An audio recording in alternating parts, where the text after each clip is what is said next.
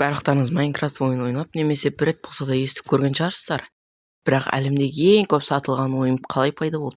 Ол кезде небәрі 2-ақ блок болған, сіз білер ме едіңіз? Бүгін біз уақыт машинасына мініп 2009 жылдан бастап бүгінгі 2026 жылға дейін Майнкрафттың ұлы жолын көреміз. Нөлден бастап соңына дейін. Достар, бізбен бірге болыңыздар. Сонымен 2009 жыл швециялық бағдарламашы Маркус Персон бізге көбіне Notch деген атпен танымал. Небәрі 6 күн ішінде Cave Game деп аталатын шағын жобаны жасап шығарды. Ол кезде бұл ойын болады деп айту қиын еді.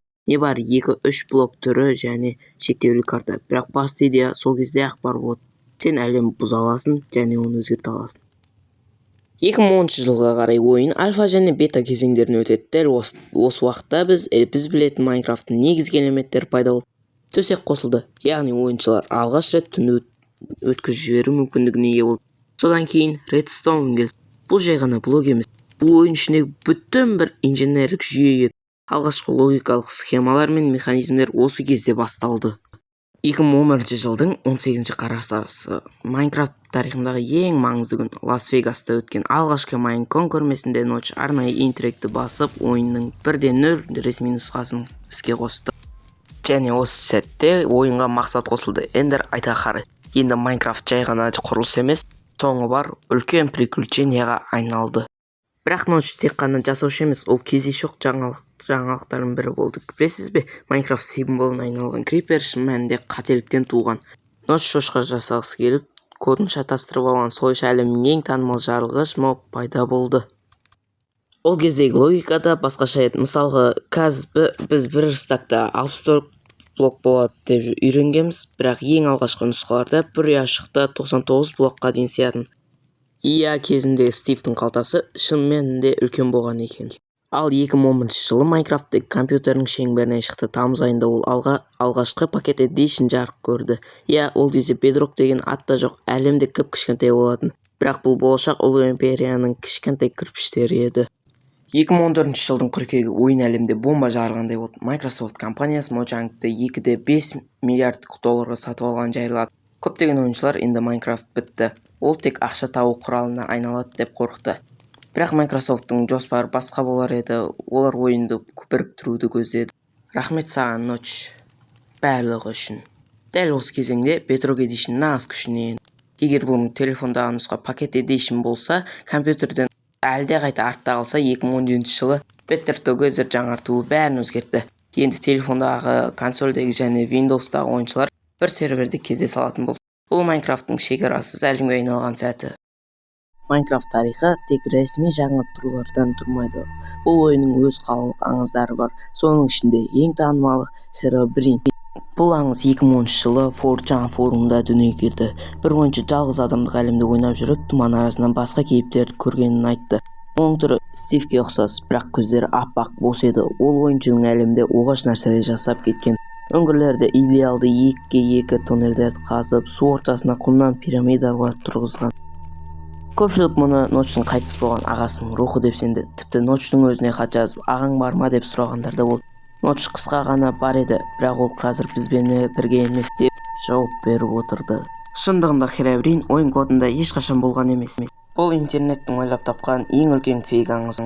Бірақ бұл аңыз сондай танымал болған сонша Mojang'тың өзі оның ойының бір бөлігі ретінде қабылдады. Бірақ көптеген жылдар бойы әрбір жаңартуының тізімде әзір ретінде Herobrine жойылды деген жолды қосып келді. Herobrine ойыншылардың қиялы мен қорқынышынан туған, бірақ Майнкрафт мәдениетін ажырамыш бөлігіне айналған виртуалды елес. 2018 жылы 1.13 Uted Equate шыққанда ойын техникалық тұрғанда түбегейлі өзгерді. Оған дейін Майнкрафттағы су жай ғана қозғалмайтын блок сияқты болатын. Судың физикасы пайда болды. Бұл көптеген фермелер мен механизмдердің істен шығуына әкеліп келді. Ойыншылар екі лагерге бөлінді. Бір жаңа әдем мұхиттарды ұнатса, екіншісі ескі техникалар мен текстуралар мен механиканың өзгеруіне қарсы болды. Дәл осы кезде ойынның басты композиторы C418 біртіндеп жобадан кете бастады. Оның орнына Лена Райан сияқты жаңа авторлар келді. Майнкрафттың досы да, тісі де, жаны да заманауи кейіпке енді. Бұл ностальгия мен болашақтың алғашқы үлкен қақтығысы еді. 2021 жыл жаңа Майнкрафт. Көптеген жылдар бойы Майнкрафт әлемінің биіктігі 256 блокпен шектелетін болды. Біз оған үйреніп кетедік, бірақ 2021 жылы 1.18 жаңарту бұл шекарадан тас талқан етті. Әлем төмен қарай да жоғары қарай да кеңейді. Енді үңгілер жай ғана тар дәліздер емес, ішінде ұшатын алып кеңістікке пайда болды. Ал ең терең жерде бізді күтіп тұрды. Бұл мобты өлтіру мүмкін емес дерлік. Ол сен жеңу үшін емес, сен қорқынту үшін жасалған. Ожанг бізге мынаны ескертті: Майнкрафт әлі де қауіпті ойын. Дәл осы кезде археология қосылды. Біз құмның астынан ескі өркениеттердің қалдықтарын таба бастадық. Бұл ойынға жаңа лор немесе жасырын тарих қосты. Майнкрафт әлемінде бізге дейін кім тұрған? Майнкрафт тек ойын емес, ол бүтін бір виртуал театрға айналды. Орыс тілді YouTube кеңістігінде Майнкрафт контенті мүлдем жаңа деңгейге көтерілді. Біз жай ғана ойында емес, нағыз сериалдарды көре бастадық. Естеріңізде ме? Компоттың әйгілі 13-ші ауылы мен оның кузницасы, немесе Евген Броның шытырманға толы хикаялары. Бұл ютуберлер Майнкрафт жай ғана аман қалу ойыны ретінде емес, сюжеттік желісі бар драма мен комедия араласқан шоу ретінде көрсетті. Олардың әрбір видеосы бір кішігірім фильм. Нубик пен про туралы хикаялар болса, бүтін бір жанрға айналды. Кәсіби ойыншы мен жаңадан бастаған Нубиктің арасында тартылыс, тротлинг және бір-біріне көмектесуі миллиондаған балалар мен жасөспірімдерді экранға байлап тастады.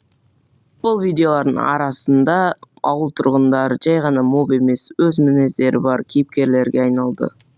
Ютуберлер Майнкрафттың мүмкіндіктерін пайдаланып өз әлемдерін құрды. Олар модтар арқылы ойынға көліктерді, қаруларды, тіпті жаңа планеталарды қосып, қиялына ерік берді. Көптеген ойыншылар үшін Майнкрафт бұл ең алдымен сүйікті блогердің әлеміне саяхат жасау мүмкіндігі. 2024 жаңа кезең. 2024 жылдан бастап Майнкрафт сынақтар кезеңіне өтті. 1.21 жаңартуымен келген Trial Chambers бұл достарыңмен бар нағыз шайқас өткізетін орындар. Ал Крафтер блогы бұл техникалық революцияның шыңы. Енді заттарды қолмен емес, автоматты зауыттар арқылы жасауға болады.